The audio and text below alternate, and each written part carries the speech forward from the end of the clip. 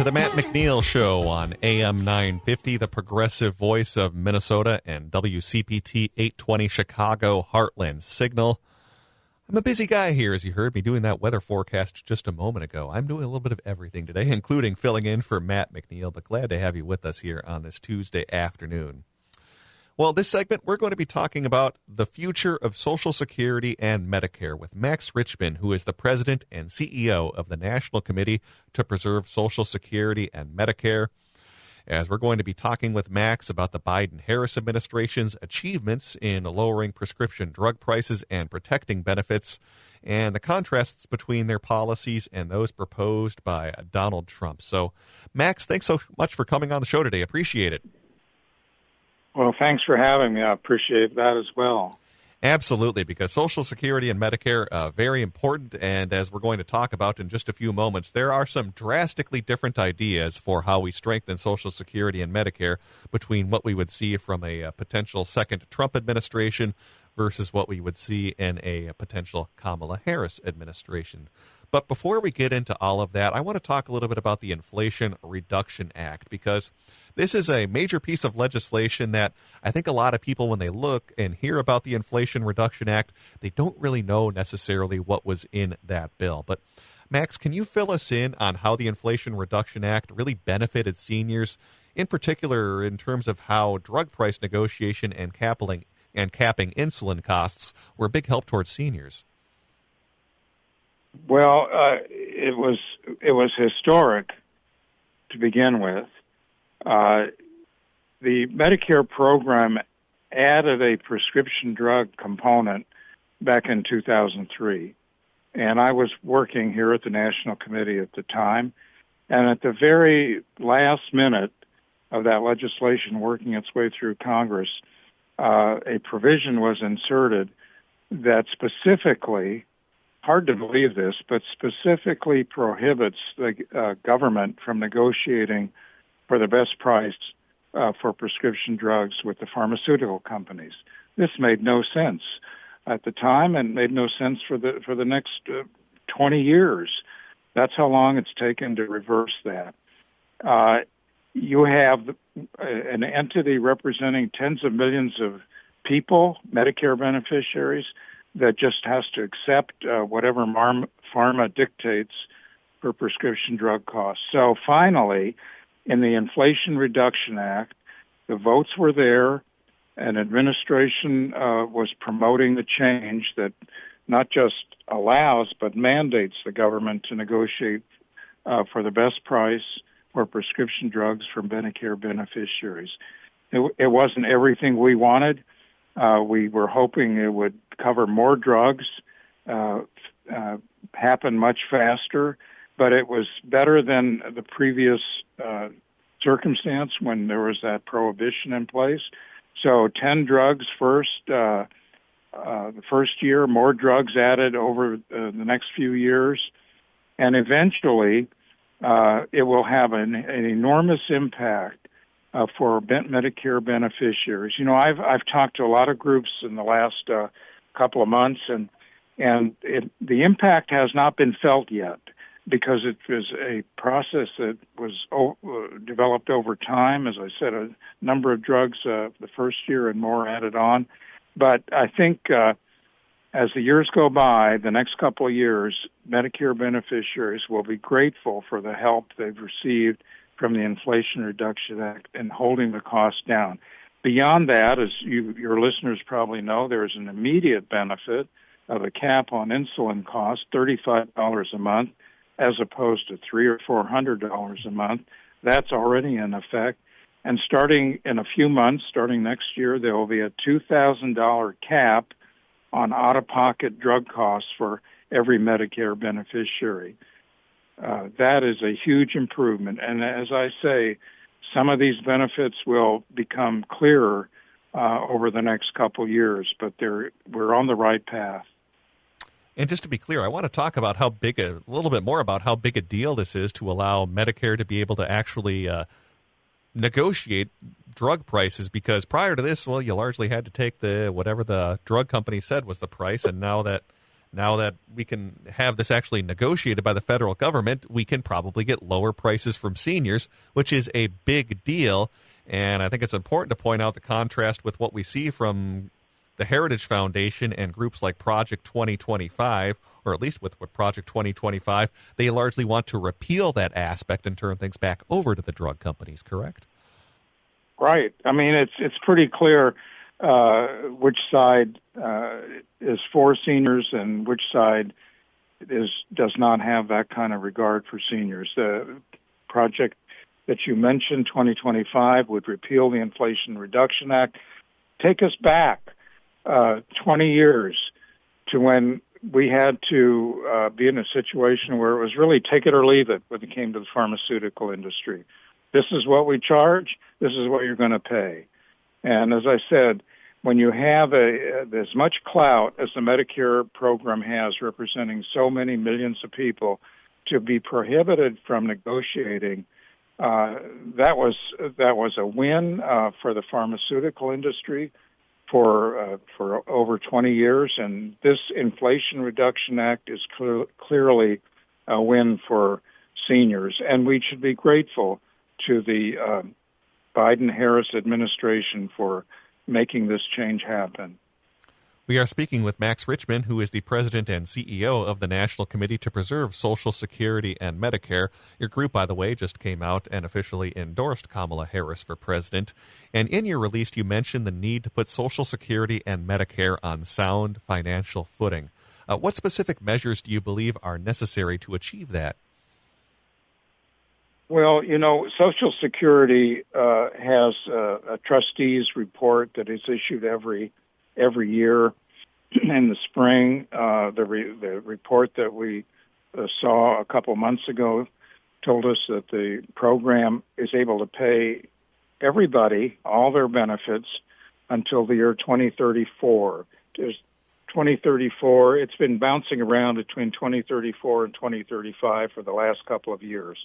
But at that point, if there's no action, benefits will be reduced by about 18%.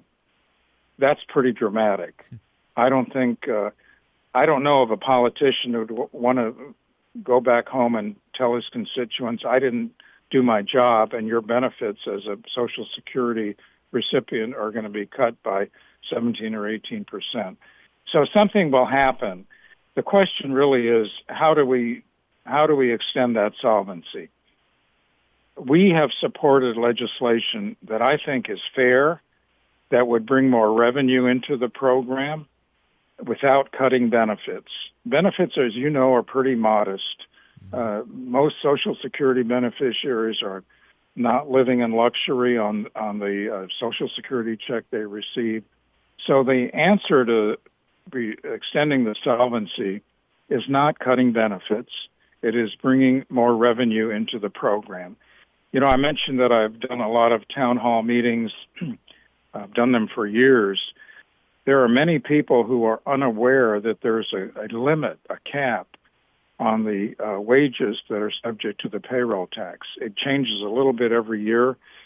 This year, I think it's $168,600. After that, no more payroll tax. Why? We support eliminating that cap altogether. Politically, that's probably not going to happen. It's not realistic. And so we have supported legislation that keeps the cap at what it is. And again, it goes up a few $1,000s every year, but starts again collecting payroll taxes at $400,000 in wages and above. That brings in enough revenue to extend the solvency beyond 2034 and to have some improvements in the benefit structure of the program. So that's consistent with President Biden's pledge of not to raise taxes on anyone earning less than $400,000 a year. And it, as I said, extends the solvency of Social Security in, I think, a very fair way. Well, I can tell you one way not to fund Social Security in the future, and that would be going back to what we saw during the Trump administration of their so-called Social Security payroll tax holiday. I use holiday very much in quotes. Can you talk about why this idea was so disastrous back when the Trump administration did this? Because this can cause all sorts of havoc in terms of trying to fund Social Security. Absolutely. Well, I think, as you point out, during the pandemic, President Trump suspended the Social Security payroll tax.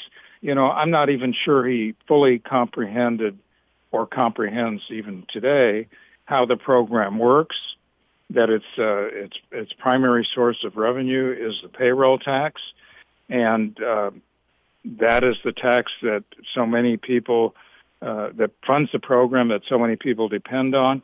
And by this was a pointless, reckless move by the administration that would have damaged the program even further if it had been continued. So, I'm not sure what motivated all that.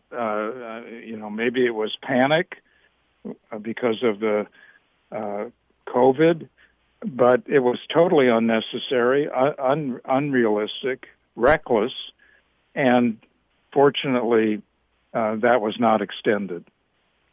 And I think what makes a policy like that so dangerous is that it can be attractive to someone like Trump, who very much thinks in the short term about his own political gains, because you can sit there and think, well, if we have this payroll tax holiday, that means in the short term, more money on your paycheck. Obviously, in the long term, that means no money in Social Security, which will end up costing you a lot more in the long run as compared to having a few extra bucks in your pocket from that payroll tax holiday, correct?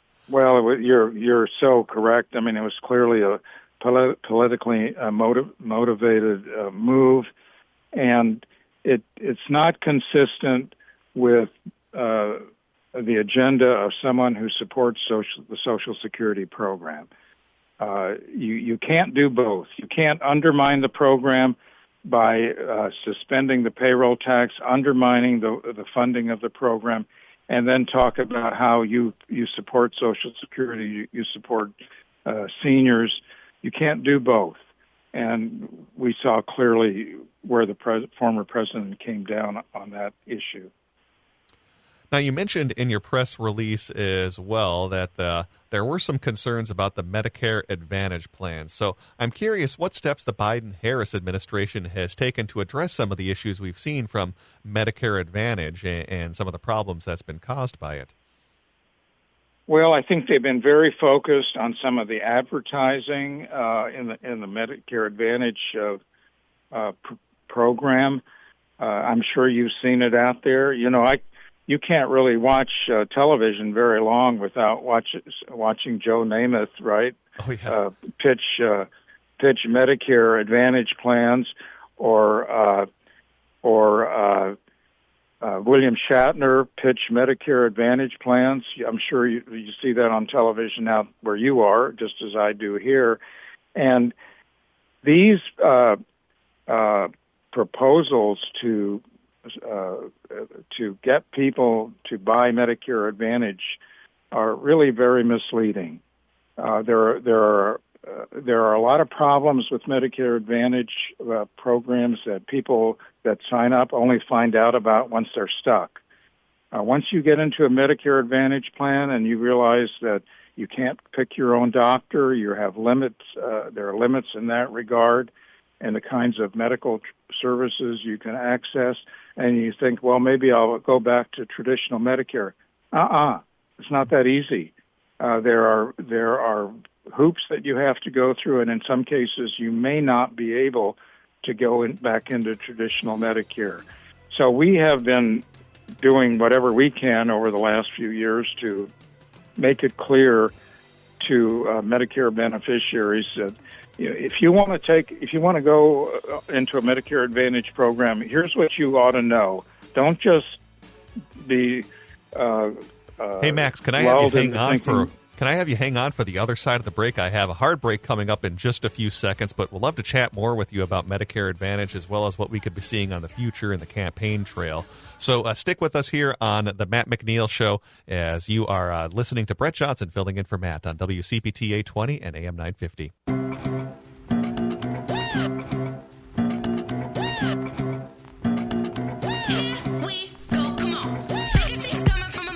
And we're back on the Matt McNeil Show on a Tuesday afternoon. Brett Johnson filling in for Matt, who is off today.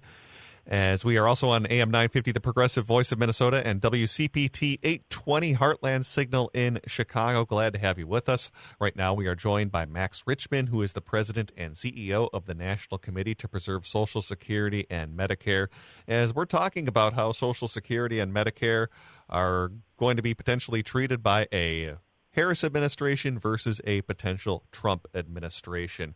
And Max, before we went to break, we were talking about Medicare Advantage, this privatized Medicare Advantage plans, and how the Biden-Harris administration has taken some action to at least address some of the issues that we see with Medicare Advantage. Now, I know I had interrupted you because we have that unfortunate hard break that was up against the clock just a few moments ago, but I'd like to continue with what you were talking about with some of these problems that we're seeing with Medicare Advantage, and specifically how, largely as you were talking about, if you are on Medicare Advantage and want to go back to traditional Medicare, well, for the most part, that's a very difficult process.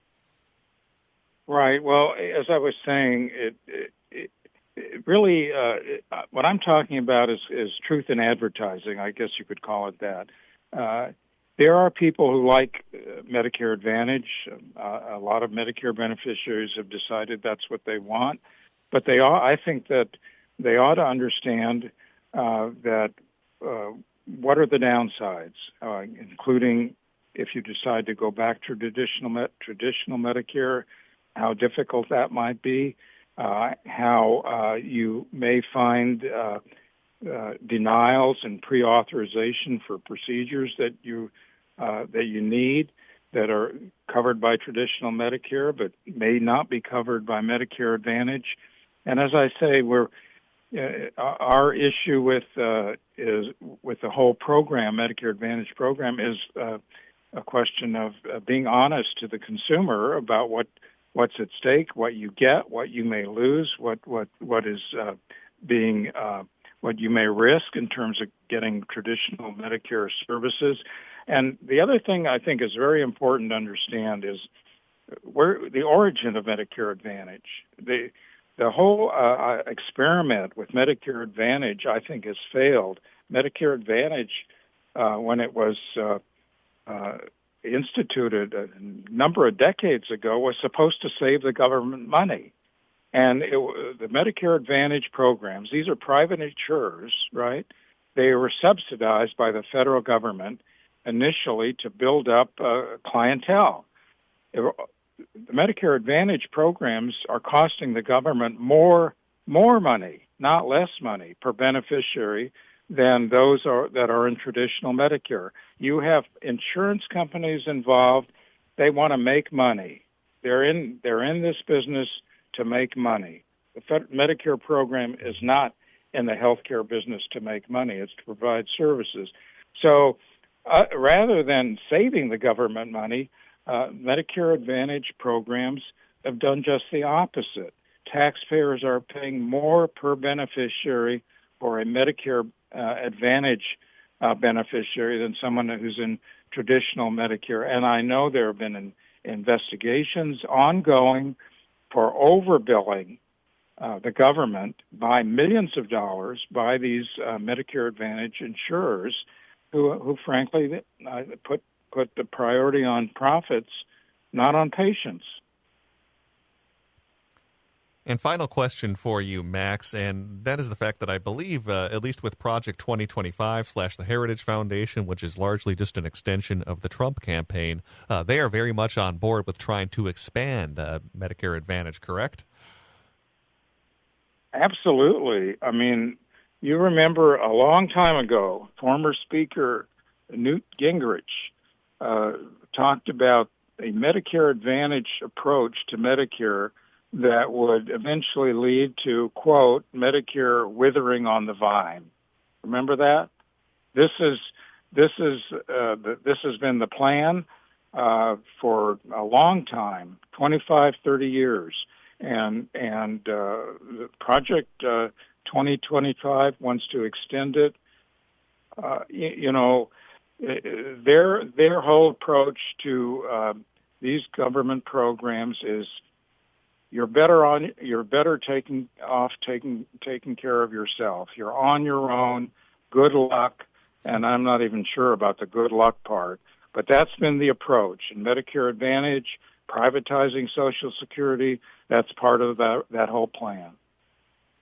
We have been speaking with Max Richtman. He is the president and CEO of the National Committee to Preserve Social Security and Medicare. As again, they recently came out and endorsed Kamala Harris for president.